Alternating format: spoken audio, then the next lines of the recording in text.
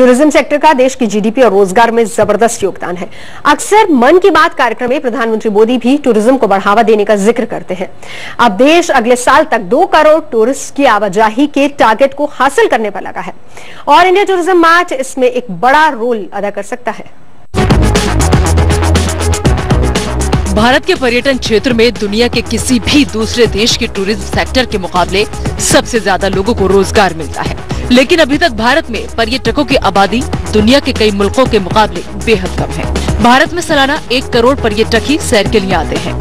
अब tourism sector से जुड़े लोग अलग अलग दिग्गज एक साथ मिलकर 2020 तक देश में सैलानियों की आवाजाही बढ़ाकर 2 करोड़ करने की कोशिशों में जुट गए हैं।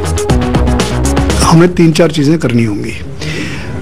एक चीज तो मोदी सरकार ने करी है ई वीजा, जो कि हम 20 साल से कोशिश कर रहे थे करने की, वो ई वीजा हो गया है। 2 मिलियन लोग इस साल ई वीजा पे आए हैं और आने वाले सालों में और ज़्यादा आएंगे।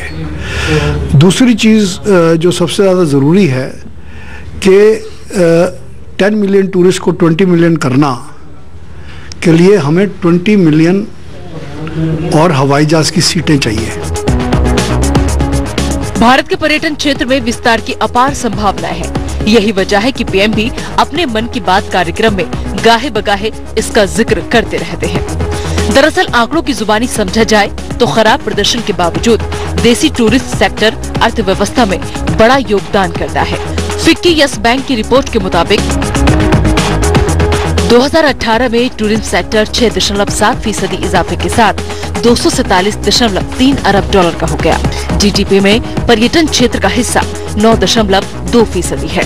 2029 तक इस रफ्तार के साथ भारत का पर्यटन क्षेत्र बढ़कर दुगना हो जाएगा। तब जीडीपी में इसका योगदान भी बढ़कर 9.6% होगा।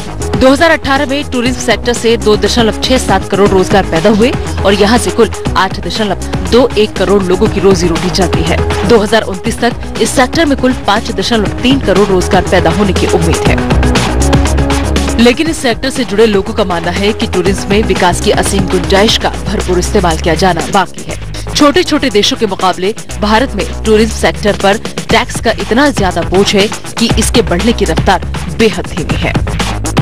थाईलैंड, मलेशिया, सिंगापुर, श्रीलंका और जो हमारे कंट्रीज हैं, यहाँ पर टूरिज्म पे टोटल टैक्सेशन जो है वो 5 to 7% के बीच में है। यहाँ पर आप देखिए होटलों की 28% है, राइट। एविएशन टर्बाइन फ्यूल पे अभी जीएसटी के अंदर नहीं आया। रोड टैक्सेस बहुत हाई हैं। आप देखिए, आप चेन्नई से अगर कोचीन जाते हैं, एक बस का साल का टैक्स 30 लाख रुपए है, तो वो कहाँ से सस्ता करेगा? जो इंडिया का जो एक टूरिज्म प्रोडक्ट है, जब तक वो सस्ता नहीं होगा इंडिया मतलब, और इस टाइम देश की सबसे ज़्यादा ज़रूरत है टूरिज्म। हालांकि सरकार ने हाल ही में पर्यटन को बढ़ावा देने के लिए कई कदम उठाए हैं। अब देश भर के 10 ऐतिहासिक स्थलों को देखने का समय बढ़ा दिया गया है। अब ये टूरिस्ट स्पॉट शाम को 5:30 की जगह रात 9 बजे तक खुले रहेंगे। इसके साथ देश में जल्द ही विशेष आर्थिक जोन की तरह 5 विशेष पर्यटन जोन बनाए जाएंगे। सरकार का इरादा 17 पर्यटन स्थानों को विश्व स्तरीय पर्यटन स्थल के तौर पर विकसित करने का भी है। आज तक ब्यूरो। और आइए अब देखते हैं दिन भर कैसा रहा